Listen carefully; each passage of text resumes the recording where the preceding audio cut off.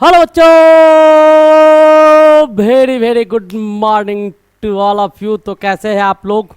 बहुत अच्छे होंगे, नो डाउट। बहुत अच्छा होना भी चाहिए, क्योंकि आप लोग को एक बहुत बड़ी खुशखबरी मिल गया है कि टाइम आपका थोड़ा सा पोस्टपोन कर दिया गया है।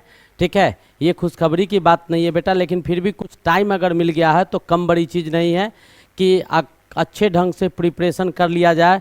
तो उसी पॉइंट ऑफ व्यू से जो आपका टाइम इंक्रीज कर दिया गया है, उस पॉइंट ऑफ व्यू से तो आज फिर से आपके बीच टारगेट पॉलिटेक्निक के सीरीज में बहुत ही बेहतरीन और अभी तक का सबसे खूबसूरत लेक्चर आपके बीच लेके आए हैं। आज जो लेक्चर आपके बीच हम लेके आए हैं वो आपका बहुत ही ज़बरदस्त लेक्चर होने वाला है। और जो लेक्चर हम लेके आए हैं वो बेटा केमिस्ट्री का लेक्चर है। और इस लेक्चर में आपको मुख्य रूप से मैक्सिमम क्वेश्चंस आपको इनऑर्गेनिक के हैं। इनऑर्गेनिक से बहुत ऑब्जेक्टिव क्वेश्चन निकलता है और कार्बनिक से आपको बहुत ज़्यादा क्वेश्चंस लिया गया है। और ऐसे ऐसे क्वेश्चंस, इतने गजब गजब और इतने अच्छे अच्छे क्वेश्चंस लाए हैं कि दिल खुश हो जाएगा। वास्तव में तुम लोग को समझ में आया कि वास्तव में केमिस्ट्री भी कोई चीज़ होता है और इसमें इतने अच्छे अच्छे कॉन्सेप्ट भी पाए जाते हैं। ये आज तक कभी किसी ने बताया नहीं था कि भाई केमिस्ट्री भी इतना खूबसूरत सा सब्जेक्ट हो सकता है, जिसमें पढ़ने में इतना ज़्यादा आनंद आए और इतना ज़्यादा इंटरेस्ट आए। ये आप लोग उम्मीद नहीं कर सकते थे, वो आज उम्मीद करेंगे। जब इस लेक्चर को शुरू से लास्ट तक आप देखेंगे तो दिल खुश हो जाएगा। ठीक है, तो आपको मैक्सिमम इनऑर्गेनिक का क्वेश्चन और प्रॉब्लम्स तो एक से एक अजूबा अजूबा प्रॉब्लम्स लाए हैं। अजूबा अजूबा प्रॉब्लम्स इसमें लाया गया है, जो आपके सारे पॉलिटेक्निक के प्रॉब्लम है। इतना ही नहीं, आपको लेटेस्ट क्वेश्चंस के साथ साथ मैं जो क्वेश्चंस इसमें लेके आया हूँ वो आपको न्यूमेरिकल प्रॉब्लम कम नहीं है, न्यूमेरिकल भी पूरा भरा हुआ है। न्यूमेरिकल प्रॉब्लम से पूरे भरे हुए हैं। इसके बाद आपको और जो प्रॉब्लम्स आएगा वो केमिकल रिएक्शंस और केमिकल्स इक्वेशंस का भरा हुआ क्वेश्चंस है। केमिकल इक्वेशंस यानी बहुत सारे रासायनिक समीकरण आपको दिखाने जा रहे हैं, एक से एक, और बहुत सारे प्रोसेस का अंबार है। लगभग पूरे लेक्चर को खत्म करेंगे तो कम से कम 50 प्रोसेस का बेटा चर्चा करेंगे। आप सोच लो कि ये कितना इंपॉर्टेंट, 1 घंटा का लेक्चर हम कितना इंपॉर्टेंट देने जा रहे हैं, वो आप उम्मीद नहीं कर सकते। उम्मीद से परे ये लेक्चर होगा जब शुरू से लास्ट तक आप देखेंगे और मज़ा आएगा। जैसे आपको एक एक कॉन्सेप्ट को मैं तोड़ के दिखाता हूँ, जब इस कॉन्सेप्ट को तोड़कर आपके बीच में रखूँगा तो आपका दिल गार्डन गार्डन हो जाएगा। क्या हो जाएगा? बिल्कुल गार्डन गार्डन हो जाएगा। और गार्डन गार्डन से एक चीज़ याद आया, एक और खुशखबरी मैं आप लोग को दे दूँ कि मैक्सिमम बच्चा का ये कॉमेंट था कि सर लाइव कब आइएगा, लाइव कब आइएगा, लाइव कब आइएगा। तो एग्जामिनेशन बहुत आपका करीब था। इस पॉइंट ऑफ व्यू से हम ऐसा कुछ परिस्थिति सोच नहीं रहे थे, लेकिन आपका एग्जामिनेशन का डेट पोस्टपोन कर दिया गया। तो बहुत जल्दी ये खुशखबरी आपको इसी वीक के लास्ट तक आपको देखने को मिलेगा। मैं आप लोग को टाइम टेबल बता दूंगा, सब चीज़ आप लोग बिल्कुल प्रिपेयर होइएगा। जब लाइव क्लास में हम लोग पढ़ेंगे तो और गार्डन गार्डन हो जाएगा, एकदम दिल गार्डन गार्डन हो जाएगा। इसीलिए गार्डन गार्डन हो जाएगा क्योंकि उस समय अभी तक जो मैं आपको कहता हूँ आप भी मेरे पास होंगे, हम भी आपके पास होंगे।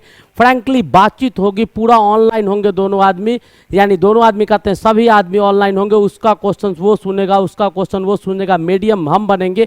और एक एक चीज़ जो बारीकी से टू द पॉइंट, जितना डीप आपको जाना होगा, जितने क्वेश्चन आपको प्रिपेयर करके रखने होंगे, सारे कॉन्सेप्ट को प्रिपेयर करके इकट्ठा करके रखिएगा। ये शारदा वाला का वचन है। और एक एक करके आपका सारा कॉन्सेप्ट मैं लाइव क्लास में ध्वस्त करूँगा, वहाँ पर और इंटरेस्टिंग होगा। बहुत मजे आएंगे बेटा लाइव करने में। जब आप हमसे लाइव पढ़ेंगे तो और इंटरेस्ट आएगा। इससे भी ज़्यादा इंटरेस्टिंग क्लास हमारा वो होने वाला है।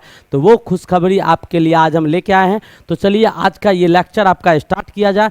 बहुत ही ज़बरदस्त और बहुत खूबसूरत ये लेक्चर होने वाला है। मैं आपसे ये सागर निवेदन करता हूँ या आग्रह करता हूँ कि इस लेक्चर को बेटा बीत मत करो, शुरू से लास्ट तक बने रहो। मैं बार बार कहता हूँ कि ऑलरेडी ये लेक्चर आपको आपके पॉलिटेक्निक में जो क्वेश्चन पूछा जाता है, मैं विश्वास दिलाता हूँ कि इस लेक्चर को बच्चा पढ़ लेगा तो 2, 3 या 4 या 5 क्वेश्चन निश्चित रूप से करके आएगा। जब इस शुरू से लास्ट तक आप देख तो लीजिए। मैं आपको पहले ही चर्चा कर चुका हूँ कि ये लेक्चर कितना इंटरेस्टिंग और क्या सब चीज़ से भरा पड़ा है, वो आपको पहले ही बता दिए हैं। लेकिन एक चीज़ याद रखिएगा, स्टार्ट करने से बेटा इसको नहीं भूलना है और जल्दी से दबा देना है। बिल्कुल दबा दिए, लाइक कमेंट और शेयर कीजिए। अब मैं बार बार कहता हूं कि हमारा एक बच्चा, प्रत्येक एक बच्चा एक बच्चे को केवल जानकारी दे, अदरवाइज नहीं है। आपके पड़ोस में, संसर्ग में जो भी बच्चे हैं, किसी भी क्लास के हैं, 7th क्लास से लेकर 12th क्लास तक, उनको जरूर आप जानकारी देंगे। इतना तो आप कर ही सकते हैं, मात्र एक बच्चा को जानकारी देगा, अदरवाइज और कुछ नहीं चाहिए। और चलिए आज का ये लेक्चर स्टार्ट करते हैं। दिल खुश नहीं होगा तो जरूर कमेंट करके बताइएगा, सर आपने जो कहा बिल्कुल बोरिंग कहा, गलत कहा, मैं जरूर एक्सेप्ट करूंगा उस चीज़ को, लेकिन ये आपको साबित करना होगा। तब ये साबित कर पाइएगा जब ये शुरू से लास्ट तक आप लेक्चर देखिएगा। चलिए स्टार्ट करते हैं। आज का पहला क्वेश्चन क्या है, 10 ग्राम कैल्शियम कार्बोनेट को गर्म करने पर एसटीपी पर प्राप्त CO2 गैस का आयतन होगा। बेटा बहुत आसान क्वेश्चन है और ये आपका स्टोइचियोमेट्री का क्वेश्चन है, बहुत ही खूबसूरत क्वेश्चन है। पहला ही क्वेश्चन से आपके पास इतने खूबसूरत मोल कॉन्सेप्ट का क्वेश्चन, केमिकल रिएक्शन से भरा हुआ। ये क्वेश्चन क्या कहता है, तो बेटा कैल्शियम कार्बोनेट आप लोग जानते होंगे, चूना पत्थर जिसको कहा जाता है। कैल्शियम कार्बोनेट को बेटा जब आप हीट करेंगे तो ये टूट जाएगा कैल्शियम ऑक्साइड में और कार्बन डाइऑक्साइड गैस में। ये आपको टूट जाएगा, कार्बन डाइऑक्साइड गैस निकल जाएगा यहाँ से बाहर और कैल्शियम ऑक्साइड आपको मिल जाएंगे। जैसा कि आपको दिखाई दे रहा होगा, जैसा दिखाई दे रहा है बिल्कुल वैसा ही है, उसमें कुछ एक्स्ट्रा नहीं है, जैसे आपके जानकारी में होना चाहिए। अब आपको क्या कहता है कि 10 ग्राम कैल्शियम कार्बोनेट को गर्म किए हैं। बेटा पहले इसको बैलेंस कीजिए। मैं जैसा देख पा रहा हूँ ये केमिकल रिएक्शन आपको ऑलरेडी संतुलित केमिकल रिएक्शन है, इसमें आपको संतुलित करने की आवश्यकता बिल्कुल नहीं है। और आप ये समझ पा रहे होंगे कि संतुलित कैसे है। आप देखिए इधर एक कैल्शियम, इधर एक कैल्शियम, इधर एक कार्बन, इधर एक कार्बन, ऑक्सीजन इधर 3 है, इधर एक और एक 2, कितना हो गया 3, बिल्कुल संतुलित है। अब इसका स्टोइचियोमेट्री लिखेंगे, कैसे लिखेंगे वो ध्यान से देखिएगा, 1 1 और 1, बिल्कुल यूनिक तरीका से सीखेंगे। देख देख में, खेल खेल में कहानी खत्म। अब यहाँ पर क्या हो गया, तो ये बेटा 1 मोल हो गया। 1 मोल कैल्शियम कार्बोनेट को हीट करते हैं तो यही कैल्शियम कार्बोनेट टूटकर 1 मोल कैल्शियम ऑक्साइड को दे देता है और 1 मोल आपको कार्बन डाइऑक्साइड को दे देता है। ये तो हमने निकाल लिया, ठीक है, ये आपको पता चल गया। अब आपसे पूछ रहा है कि 10 ग्राम कैल्शियम कार्बोनेट को गर्म करने पर, किस पर, एसटीपी पर। एसटीपी का मतलब बेटा टेम्परेचर आपका 273.15 केल्विन दिया हुआ है और प्रेशर आपका 1 atm दिया हुआ है। ये फिक्स है, इसमें चेंजेज नहीं होंगे तो गैस में कोई परिवर्तन नहीं होगा। इसमें चेंजेज होते तो गैस का वॉल्यूम बदल जाता। किससे, तो Charles law, Boyle's law, Gay Lussac's law, Avogadro's law, ठीक है, इससे चेंज कर जाता। लेकिन कुछ चेंजेज होने वाला नहीं है। इसको भी मैंने आपको बहुत अच्छी तरह से एक्सप्लेन करके पहले ही समझा चुका हूँ। अब चलिए यहाँ से आप देखते हैं क्वेश्चन की ओर। तो कैल्शियम का मास बेटा कितना होता है, तो कैल्शियम का मास 40 होता है, नहीं जानते हैं तो जान लीजिए। कार्बन का कितना होता है, तो 12 होता है। ऑक्सीजन का कितना होता है, तो 16 होता है, ठीक है। आप कैल्शियम कार्बोनेट का निकालिएगा तो एक कैल्शियम है, एक कार्बन है और 3 ऑक्सीजन है। 3 कर दीजिएगा, कितना हो जाएगा 48, 12, टोटल आपका कितना आ जाएगा 100 ग्राम। इट मीन्स क्या, आपको 1 मोल दिया हुआ है, इसका मतलब इसका 100 ग्राम को अगर आप हीट करते हैं, 100 ग्राम कैल्शियम कार्बोनेट को आप जलाते हैं तब आपको 1 मोल कितना, 1 मोल CO2 मिलता है। और इसका मास CO2 का आप निकाल लीजिएगा तो कार्बन का मास 12 होगा, ऑक्सीजन का 16 गुने 2 हो जाएगा, 32 12 कितना हो जाएगा 44 ग्राम हो जाएगा। तो आपको ये पता चल गया होगा कि मैं क्या जानना चाह रहा था और क्या हमको निकालना था, वहाँ तक पहुँच गए, तुरंत बन जाएगा। 100 ग्राम कैल्शियम कार्बोनेट को मैंने जलाया तो 44 ग्राम हमको क्या मिल गया, 44 ग्राम हमको ये मिल गया। 44 ग्राम हमको क्या मिल गया, तो 44 ग्राम आपको बेटा मिल क्या रहा है, तो कार्बन डाइऑक्साइड मिल रहा है। अब इसके 10 ग्राम, 1 ग्राम को इसको जलाइएगा तो कितना मिलेगा, तो 44 बट्टा आपका 100 ग्राम कार्बन डाइऑक्साइड मिल जाएगा।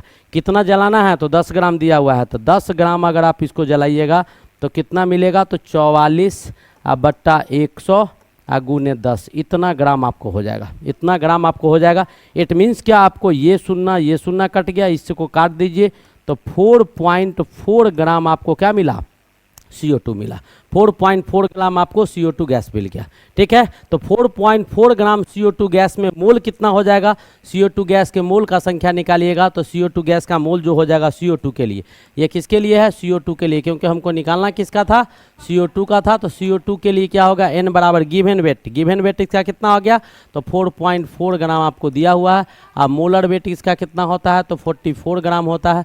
अब इसको आप सॉल्व कीजिएगा, काटिएगा तो 1/10 आ जाएगा, इसको उड़ा दीजिएगा डेसिमल को, 10 आ जाएगा, काट दीजिएगा 10 टाइम में, यानी 1/10 मोल आ गया। कितना आ गया, 1/10 मोल आ गया।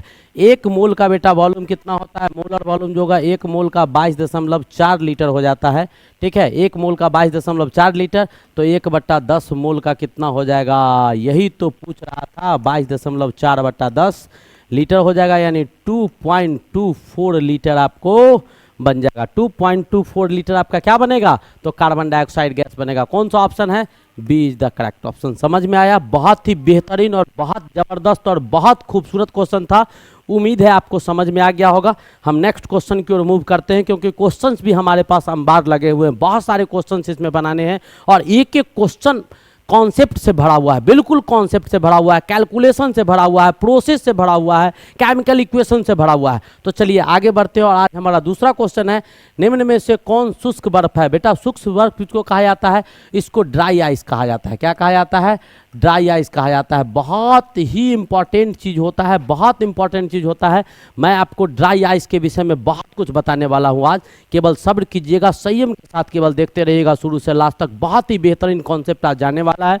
तो ड्राई आइस का फार्मूला बेटा सूत्र क्या होता है, तो आपके सामने हम पहले सूत्र लाए हैं। ये आपको सॉलिड CO2 होता है, यानी ठोस फॉर्म में जो कार्बन डाइऑक्साइड होगा उसी को ड्राई आइस कहा जाता है। केमिकल नेम इसका क्या होता है, तो ठोस कार्बन डाइऑक्साइड, यानी आपका सॉलिड कार्बन डाइऑक्साइड इसका रासायनिक नाम होता है। सॉलिड फॉर्म में CO2 अगर पाया जाता है उसी को ड्राई आइस बोलते हैं। ये बेटा कभी भी गीला नहीं होता है, जब आप इसको पिघलाइएगा, ड्राई आइस जो होता है, ऐसे जो बर्फ होते हैं वो पिघल के पानी बन जाते हैं। इसको जब बेटा आप पिघलाइएगा तो ये लिक्विड के फॉर्म में नहीं आएगा, सीधा गैस के फॉर्म में बदल जाएगा और उस प्रोसेस को उदासीकरण या ऊर्ध्वाकरण यानी सब्लिमेशन प्रोसेस कहा जाता है, ऊर्ध्वाधन विधि कहा जाता है, जिससे ये ड्राई आइस आपको सीधे किस में बदल जाता है, तो सीधा गैस में बदल जाता है, लिक्विड में नहीं बदलता है। ये आपको लिक्विड में नहीं बदलता है। तो कहता है कि इसका उदातीकरण होता है सॉलिड फॉर्म से, ये डायरेक्ट किस में चेंज कर जाता है, तो सीधा आपको गैसियस फॉर्म में चेंज करेगा। ये लिक्विड फॉर्म में चेंज नहीं करता है, लिक्विड के रूप में आपको ड्राई आइस नहीं पाया जाता है। बहुत इंपॉर्टेंट चीज़ है। और कहता है कि इसका टेम्परेचर -109.3 डिग्री फ़ारेनहाइट या -73.5 डिग्री सेल्सियस या -109.3 डिग्री फ़ारेनहाइट पर यह अत्यंत ठंडा होता है। इतना टेम्परेचर पर यह बहुत ज़्यादा ठंडा होता है, अत्यधिक ठंडा होता है, अत्यंत ठंडा होता है, यानी बहुत ज़्यादा ठंडा होता है भाई। अब कहता है इसे छूने के लिए हम लोग दस्ताना का इस्तेमाल करते हैं या कपड़ा, या ऐसे डायरेक्ट नहीं छू सकते हैं। ये इतना ठंडा होता है कि इसको डायरेक्ट हम लोग नहीं छू सकते हैं। इसका उपयोग बेटा कूलिंग एजेंट के रूप में किया जाता है। किसी भी चीज़ को ठंडा करने के लिए ड्राई आइस का इस्तेमाल करेंगे। तो आपको पूछ रहा था कौन शुष्क बर्फ है, तो कार्बन डाइऑक्साइड, जो ठोस फॉर्म में कार्बन डाइऑक्साइड पाया जाता है वो आपका शुष्क बर्फ होता है। H2O जो शुष्क बर्फ होता है तो आपको नॉर्मल आइस जो होता है वो आपका H2O ठोस होता है। ये भी आपको समझ में आ गया होगा। बहुत बेहतरीन क्वेश्चन था। हम अपने अगले क्वेश्चन की ओर प्रस्थान करते हैं और तीसरा क्वेश्चन हमारा कहता है कि कार्बन परमाणुओं के बीच ट्रिपल बॉन्ड रखने वाले हाइड्रोकार्बन को क्या कहा जाता है। ऑर्गेनिक का क्वेश्चन है, आप पढ़े होंगे। ऐसा क्वेश्चन तो मैंने आपको बहुत क्वेश्चन करवा दिया। जैसे अल्केन है, अल्केन का कहानी आप देख सकते हैं। अल्कीन है, आप वो भी कहानी देख सकते हैं, अल्कीन का कहानी। अल्काइन है, वो भी कहानी आप देख सकते हैं। ऑलरेडी आप देख रहे होंगे मैं जो लिखने जा रहा हूँ। यहाँ पर AEY का अंतर है, यही AEY नाम में अंतर होता है और काम में जब अंतर देखिएगा तो कार्बन यहाँ पर क्या करता है, सिंगल बॉन्ड बनाता है, कार्बन यहाँ पर डबल बॉन्ड बनाता है और कार्बन कार्बन के बीच में ट्रिपल बॉन्ड बनता है। तो वो आपको दिखाई दे रहा होगा, single bond, double bond, triple bond. ये आपका अल्केन का कहानी है, अल्कीन का और अल्काइन का। तो पूछ रहा है कार्बन परमाणुओं के बीच ट्रिपल बॉन्ड जो रखने वाला हाइड्रोकार्बन को क्या कहा जाता है, तो बेटा इसको अल्काइन कहा जाता है। क्या कहा जाता है, अल्काइन कहा जाता है। यानी this is your correct option, this is your correct option. ये भी आपको समझ में आ गया होगा। नेक्स्ट क्वेश्चन की ओर मूव करते हैं और हमारा अगला क्वेश्चन क्या है, कहता है कि स्वजाति, आप कुर्मी जाति के हैं, कोयरी जाति के हैं, यादव जाति के हैं, हिंदू है, हिंदू है, मुस्लिम है, ब्राह्मण है, सिख है, ईसाई है, कौन है, तो स्वजातीय मतलब एक जाति का, स्वजातीय मतलब एक जाति का। लोहार है, सोनार है, दुसाध है, चमार है, जो भी है, तो आप किस जाति से बिलोंग्स करते हैं, वैसे कंपाउंड का भी जाति होता है। वही चीज़ हम बता रहे थे। तो स्वजातीय मतलब क्या, एक जाति। स्वजातीय श्रेणी मतलब एक जाति के सदस्य होंगे। तो जरा सा हम इसको एक्सप्लेन कर ले, फटाफट एक्सप्लेन करेंगे। टाइम बहुत कम लेना है बेटा, टाइम बहुत कम लेना है, एक्सप्लेन करना है। इसको एक्सप्लेन कीजिएगा तो आपका CH4 आ जाएगा। ऐसे आप देखिएगा, ये आपका अल्केन है, इसका नाम क्या होता है, मीथेन। ये अल्केन ग्रुप से बिलोंग्स करेगा। और इसमें एक और कंपाउंड दिया हुआ है C2H4, तो C2H4 दिया हुआ है। और जरा सा आप दोनों को गौर से देखिएगा तो ये आपका क्या है, तो ये आपका इथीन दिया हुआ है, ये दोनों अलग अलग ग्रुप का है। ये आपको अल्कीन ग्रुप का है और ये आपको अल्केन ग्रुप का है, दोनों का ग्रुप बिल्कुल अलग है। तो ये स्वजातीय नहीं हो सकता है, बिल्कुल नहीं हो सकता है। आपने सही कहा सर, बिल्कुल बेटा, हमने जो कहा बिल्कुल सही कहा। दूसरा क्वेश्चन आप देखिएगा क्या है, CH4 का कहानी तो मैं आपको ऑलरेडी दिखा ही चुका हूँ, ये कहानी है। और दूसरा आपका C6H6 है। C6H6 का कहानी देखिएगा तो ये साइक्लिक एरोमेटिक फॉर्म का कंपाउंड है। ये आपको C6H6 होता है, ये बेंजीन का स्ट्रक्चर है, सब जगह एक एक हाइड्रोजन होंगे। तो ये आपको साइक्लिक फॉर्म में आता है, ठीक है। ये एरोमेटिक कंपाउंड होता है। कैसा कंपाउंड होता है? एरोमेटिक कंपाउंड होता है। वो आपका ओपन कंपाउंड होता है, स्ट्रेट चेन कंपाउंड होता है। तो ये भी आपके स्वजातीय नहीं आए, तो ये भी ऑप्शन गलत हो गया। नेक्स्ट ऑप्शन हमारे पास CH4 और C2H6 है। इसका CH4 का कहानी तो हम आपको ऑलरेडी दिखा चुके हैं। चलिए एक बार और रिपीट कर लेते हैं, क्या जाता है अपने को, क्या जा रहा है भाई। ये कहानी क्या है, ये आपका मीथेन है। कौन सा ग्रुप का है बेटा? तो ये आपके अल्केन ग्रुप के हैं। और यहाँ पर C2H6 दिया हुआ है। अब जरा गौर से देखिए तो कार्बन कार्बन, तो इसका और इसका दोनों का देखिएगा तो ये आपका इथेन है, ये आपका इथेन है। और दोनों किस ग्रुप का है? अल्केन ग्रुप का है। और इसका जनरल मॉलिक्यूलर फार्मूला दोनों फॉलो कर रहा है CnH2n+2 को। तो ये आपके स्वजातीय हो जाएंगे, एक जाति को हो जाएंगे। समान सूत्र को फॉलो कर रहा है, समान तरह से नाम लिखा जा रहा है। अल्केन इसका जाति है, एक ही ग्रुप का है जो इस नियम को फॉलो करके बहुत सारे कंपाउंड को बना रहे हैं। तो ये आपका ये हो जाएगा। और C2H4 इसका भी कहानी देख लेते हैं। तो ये काहे छूटेगा, किसी को छोड़ना नहीं है, एक एक करके सबको पढ़ लेना है। क्वेश्चन चाहे जितना भी हो, कॉन्सेप्ट में कमी नहीं आना चाहिए, कम पढ़ेंगे हो सकता है। तो ये आपका मीथेन दिया हुआ है जो अल्केन ग्रुप से बिलोंग्स करता है। और ये बेटा आपका इथाइन दिया हुआ है जो किस ग्रुप से बिलोंग करता है? तो अल्काइन ग्रुप से बिलोंग्स करता है। ये दोनों में काफ़ी डिफरेंसेस है जो पिछले क्वेश्चन में हम पढ़े हैं। तो ये भी क्वेश्चन आपका सॉर्ट आउट हो गया। उम्मीद है आपको समझ में आ गया होगा, बहुत अच्छी तरह से समझ में आया होगा। हम अगले क्वेश्चन की ओर प्रस्थान करें, बिल्कुल करना चाहिए। चलिए रेडी हैं आप लोग, चलिए करते हैं। नेक्स्ट क्वेश्चन हमारा क्या कहता है, अब अगला क्वेश्चन देखिए क्या कहता है कि आवर्त सारणी में चतुर्थ आवर्त में तत्वों की संख्या है। बेटा तत्वों का संख्या आपको निकालना हो तो ऑर्बिटल में भरने के लिए तत्व का संख्या निकालने के लिए हमारे पास एक फॉर्मूला होता है 2n², ठीक है। नंबर ऑफ एलिमेंट किस ग्रुप में कितना पाया जाएगा वो आपको 2n² से पता चलता है, जहाँ पर n जो होता है उसको ऑर्बिट या फिर हम लोग सेल बोलते हैं। इसी को हिंदी में क्या कहा जाता है? कक्षा कहा जाता है। क्या कहा जाता है? कक्षा कहा जाता है। तो पहला वाला में तो n बराबर अगर 1 होगा तो पहला में कितने एलिमेंट होंगे? तो 2 × 1 का स्क्वायर यानी 2 एलिमेंट होगा। n बराबर अगर 2 लीजिएगा तो कितने एलिमेंट हो जाएंगे? तो 2 × 2 का स्क्वायर कितना हो जाएगा? 2 2 जा 4 2 जा 8 एलिमेंट्स यानी 8 गो एलिमेंट्स हो जाएगा, ठीक है। और उसके बाद n बराबर अगर 3 लेंगे तो n बराबर क्या है? n बराबर अगर 3 लिया जाता है तो 2 × 3 का स्क्वायर 9 दूनी कितना? 18 एलिमेंट्स हो जाएगा। कितना हो जाएगा? 18 एलिमेंट्स आपको हो जाएगा, ठीक है। अब पूछ रहा है कि चतुर्थ आवर्त में कितना होगा, तो चौथा का कहानी है। तो चौथा कहता है आवर्त सारणी में चतुर्थ आवर्त में कितने तत्वों की संख्या है। पहला में आपको 8 हो गया, पहला में 2 हो गया, दूसरा में आपको 8 हो गया, तीसरा में आपको कितना हो गया? 18। तीसरा में आपका कितना हो जाएगा? तो n बराबर आप अगर 4 लीजिएगा तो 2 × कितना हो जाएगा? 4 का स्क्वायर, 4 4 जा 16 2 जा 32 एलिमेंट्स। कितने एलिमेंट्स हो जाएंगे? तो इतने एलिमेंट्स हो जाएंगे। कितना हो जाएगा? 32। अब कहता है कि आवर्त सारणी में चतुर्थ आवर्त में तत्वों की संख्या है। तो तत्वों की संख्या बेटा कितना हो जाएगा? 32 हो जाएगा। लेकिन आपको ये पता होना चाहिए कि हाइड्रोजन है, ये हीलियम है, लिथियम है, सोडियम है, ठीक है। लिथियम हो गया, उसके बाद एक मिनट रुक जाओ, हम इसको लिख के भी दिखाते हैं आपको ताकि आपको बिल्कुल कन्फ्यूजन न रहे, ठीक है। लिथियम हो गया, बेरिलियम हो गया, boron, carbon, nitrogen, oxygen, fluorine और नियॉन हो गया, ठीक है। उसके बाद आपको सोडियम हो गया, मैग्नीशियम हो गया, एल्युमिनियम हो गया, सिलिकॉन हो गया, फास्फोरस हो गया, सल्फर हो गया, क्लोरीन हो गया, आर्गन हो गया। यानी इसमें आपका 8 2, इसमें कितना हो गया? 8 और इसमें कितना हो गया? 8। और तीसरा वाला चौथा वाला में कितना हो जाएगा? तो आर्गन के बाद आपका पोटेशियम हो गया, कैल्शियम हो गया, ठीक है। कैल्शियम के बाद क्या हो गया? सिलिकॉन हो गया, स्कैंडियम हो गया, ठीक है, टाइटेनियम हो गया, वेनेडियम हो गया, ऐसे करके बढ़ेंगे तो इसमें कितने एलिमेंट होंगे 18। और इससे जब निकालेंगे तो एक कक्षा डी ब्लॉक में नहीं होता है तो n-1d करके हम लिखते हैं। तो इसमें जो कॉन्सेप्ट है तो इसमें जो एलिमेंट पाया जाएगा वो किसके बराबर होगा 3d के बराबर होगा। तो ये आपका n-1d कक्षा का जो लिखते हैं तो d कक्षा बेटा जो होता है शुरुआत 3 से होता है, शुरुआत कितना 4 से होता है डी ब्लॉक का, लेकिन 4 ब्लॉक को कहाँ लिखा जाता है 3 में लिखा जाता है। तो इसीलिए इसमें टोटल एलिमेंट कितने हो गए 18। इसमें आपका डी ब्लॉक आपको किसमें डी ब्लॉक आपको चौथा से शुरुआत होता है डी ब्लॉक का, क्योंकि ये आपका एस ब्लॉक है और ये आपका डी ब्लॉक होता है और ये आपका पी ब्लॉक होता है। तो शुरुआत कहाँ से हुआ तो ये आपका एक पीछे लिखा जाता है। तो कितने एलिमेंट हो गए 18 एलिमेंट यहाँ से आपको दिखाई दे रहा होगा। इसमें 2 एलिमेंट, इसमें 8 एलिमेंट, यहाँ पर 2 एलिमेंट हो गया, यहाँ पर 8 एलिमेंट हो गया, इसमें 8 हो गया और इसमें कितना हो गया चौथा में 18 एलिमेंट हो गए। तो ये भी क्वेश्चंस आपको समझ में आ गए होंगे। और यहाँ एक कक्षा पीछे लिखते हैं, डी का ऑर्बिटल लिखिएगा तो n-1d लिखा जाता है और f का n-2। तो ये वाला जो है वो एक पहले लिखा जाता है। तो इसमें कितने हैं तो मात्र 18 एलिमेंट है, तो 18 एलिमेंट लिखेंगे।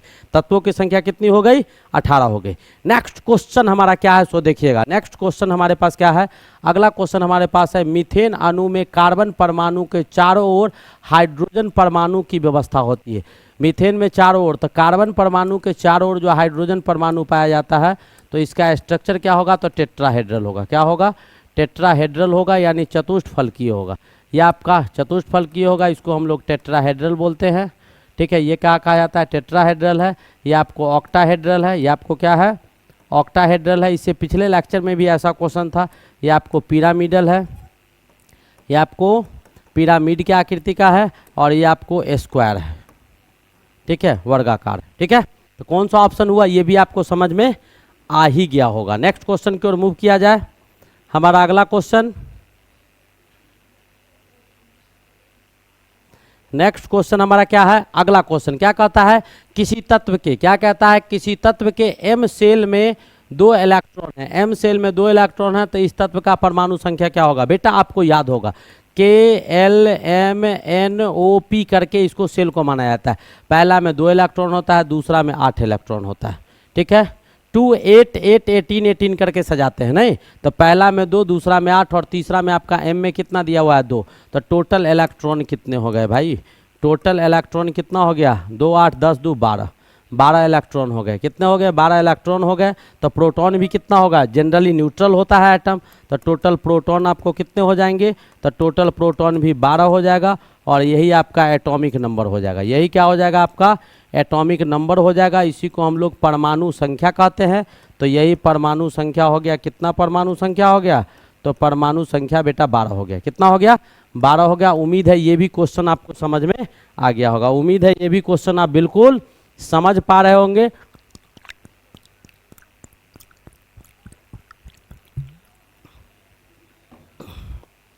अगले क्वेश्चन की ओर मूव करते हैं और हमारा अगला क्वेश्चन क्या है, कहता है कोलाइड्स का एक उदाहरण है। बेटा कोलाइड्स क्या होता है वो जरा समझो। ठीक है, सॉलिड फॉर्म लिक्विड फॉर्म के बीच का जो फॉर्म होता है उसी को कोलाइड बोलते हैं। सॉलिड फॉर्म और लिक्विड फॉर्म के बीच का फॉर्म, जैसे चीनी और पानी का मिश्रण कर दीजिए, चीनी और पानी को मिला दीजिए तो चीनी पूर्ण रूपेण पानी में मिल जाएगा, जिसको इक्वल ट्रू सॉल्यूशन और रियल सॉल्यूशन हम बोल सकते हैं उसको। ठीक है, लेकिन आपको उसके बाद आपको आटा, आटा तो जानते होंगे रोटी बनता होगा सबके घर में। 1 किलो आटा लो, 5 किलो पानी मिला दो। 5 किलो क्या करो पानी मिला दो, तो न वो आटा रह जाएगा, न ही वो सॉलिड फॉर्म में रह जाएगा, न ही वो लिक्विड फॉर्म में रह जाएगा। जिलेबी का जो आटा सनाता है वो आपके कोलाइड्स होते हैं। मिट्टी को जो पानी में मिला देते हैं वो आपके कोलाइड्स होते हैं। कोलाइड्स जो होता है वो कोलाइड्स पार्टिकल्स के जो साइज होते हैं, आपने टिंडल इफेक्ट को पढ़ा होगा, टिंडल प्रभाव इसी पर आधारित है। तो कोलाइड्स के पार्टिकल्स का साइज होता है बेटा 1 एंगस्ट्रॉम से लेके कहाँ तक 10⁻³ एंगस्ट्रॉम के पार्टिकल्स जो आपके सॉल्यूट के रहेंगे।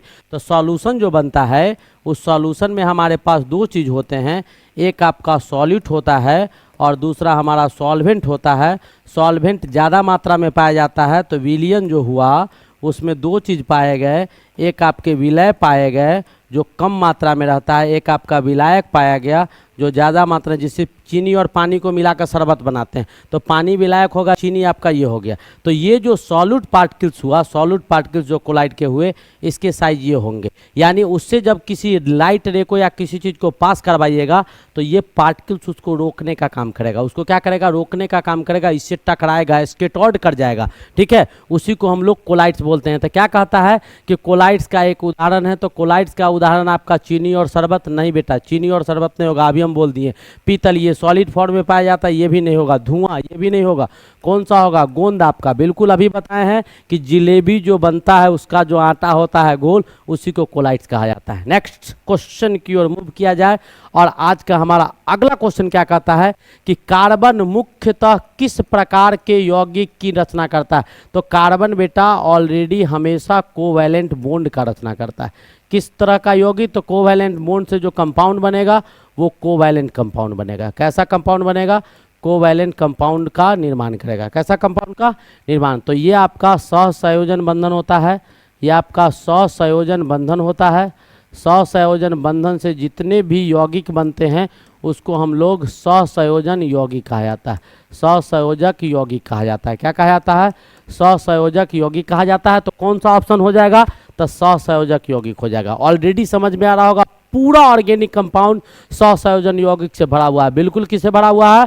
सहसंयोजन यौगिक से भरा हुआ है। आपको समझ में आ रहा होगा, बिल्कुल आ रहा होगा। चलिए नेक्स्ट क्वेश्चन की ओर मूव करते हैं, और आज का हमारा अगला क्वेश्चन क्या कहता है? कहता है कि 200 मिलीविलियन में 6.8 ग्राम सुक्रोज, जिसका आणविक सूत्र आपका क्या दिया हुआ है? 342 दिया हुआ है, और आपका विद्यमान है। तो इस विलियन का मोलरता क्या होगा? तो बेटा पूछ क्या रहा है? तो पूछ रहा है आपको मोलरिटी। क्या पूछ रहा है? मोलरिटी समझ आइएगा। और ये आपका सुक्रोज है। सुक्रोज यानी क्या? C12H22O11 सुक्रोज आपका दिया हुआ है। सुक्रोज यानी केन शुगर, जो आपका चीनी आप लोग खाते हैं, सो इसका भार आप निकाल भी सकते हैं।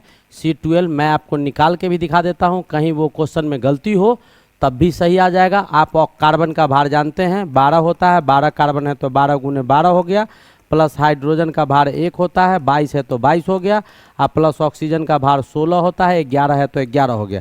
12 को 12 से गुना कीजिएगा 144 आ जाएगा, ये 22 आ जाएगा। 16 को 11 से गुना कीजिए 16, 16 1 17, इतना आ गया। अब इसको 4 2 6 6 12 हो गया, 7 2 9 4 9 4 13 1 14 हो गया, 2 1 3, बिल्कुल सही दिया हुआ था। 342 आपका दिया हुआ है। ये आपको विलियन कितना है? तो विलियन में आपको 200 मिलीलीटर, यानी वॉल्यूम आपका कितना दिया हुआ है? तो आपका सुक्रोज का नंबर ऑफ मोल्स निकालिए। डायरेक्ट मोलरिटी निकालते हैं। देखिए डायरेक्ट मोलरिटी, मोलरता आप निकालिएगा। तो number of moles of solute, तो नंबर ऑफ मोल्स तो दिया हुआ नहीं है, मास दिया हुआ है। तो गिवन मास कितना है? 6.84। आप मोलर मास इसका कितना निकाले हैं? तो 342। ये number of moles of solute हो गया, ठीक है। फार्मूला यहाँ हम लिख देते हैं, number of moles of solute यानी विलय के मोलों की संख्या, ठीक है। और बट्टा आपका क्या आ जाएगा? वॉल्यूम ऑफ, वॉल्यूम किसका? सॉल्यूशन का। विलियन का वॉल्यूम किसका? विलियन का वॉल्यूम किस में निकालेंगे?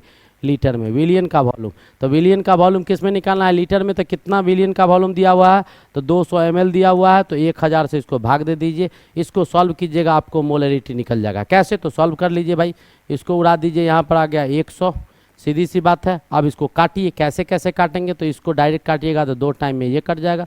2 शून्य से 2 शून्य उड़ा दो, 1 शून्य से 1 शून्य उड़ा दो, 2 से इस 2 को उड़ा दो, आया क्या? तो 1/10, इसको भाग दीजिएगा तो 0.1 मोल पर लीटर लिखिए, या फिर मोलरिटी लिख दीजिए। तो ऑप्शन क्या आ गया? 0.1 आ गया। कौन सा ऑप्शन है? तो D is the correct option. D is the correct option. ये भी क्वेश्चन आपको समझ में आ गया होगा, वेरी सिंपल लेकिन बहुत अच्छा क्वेश्चन था।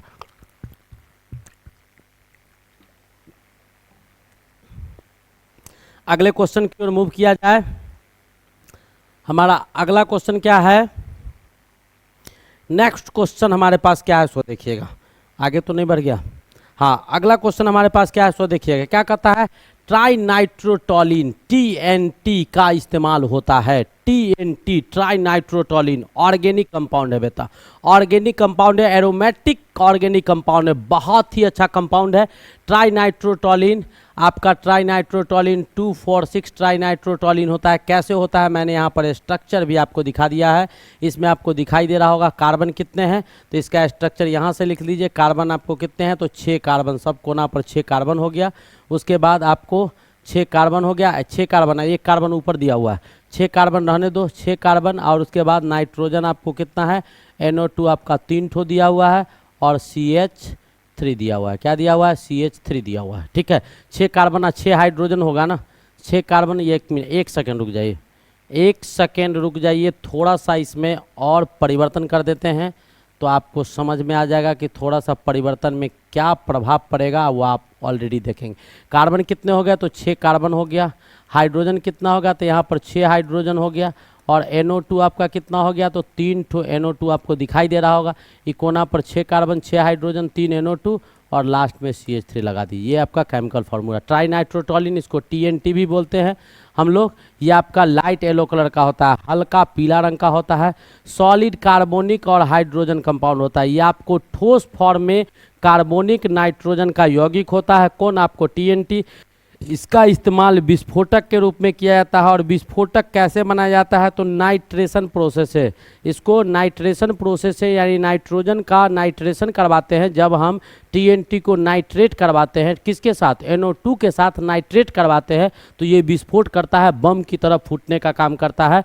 और इसका इस्तेमाल कहाँ किया जाता है, तो चार्ज ट्रांसफार्मर जो होता है, चार्ज ट्रांसफार्मर, जो ट्रांसफार्मर चार्ज किया जाता है, चार्जिंग वाले जो ट्रांसफार्मर आपका लगा होता है, उसको स्टेप अप या स्टेप डाउन स्टेपलाइजर कहा जाता है। जो ट्रांसफार्मर जिससे आपको इलेक्ट्रिक करंट आता है, तो 11,000 या 33,000 वोल्ट जो करंट आपको सप्लाई किया जाता है, उस वोल्ट को 220 में बदलने का काम करता है। वो स्टेप डाउन ट्रांसफार्मर होता है, तो वो आपको उस करंट से चार्ज होता है। तो चार्ज होने में जो आपको मटेरियल डाला जाता है, वो TNT का डाला जाता है। तो दाग, खाक, खुजली अगर होगा तो आपको मैं एक बता दूं कि जालिम लोशन का इस्तेमाल करते हैं, बीटेक्स का इस्तेमाल करते हैं, नहीं आयोडेक्स करते हैं, बूटेक्स का इस्तेमाल करते हैं। ऐसे बहुत सारे चीज़ हैं जो आप रगड़ रगड़ के दिनाए, खुजली, खाज इस सब में लगाते हैं। और आप याद कीजिए कि ट्रांसफार्मर का अगर तेल लगा दीजिएगा उस पर, तो सीधा उसको जला देगा, सीधा क्या करेगा, उसको जला देगा। तो इसका इस्तेमाल 2013 में इसको खोजा गया था, 2013 में इसको खोजा गया था। तो आप कह रहा है कि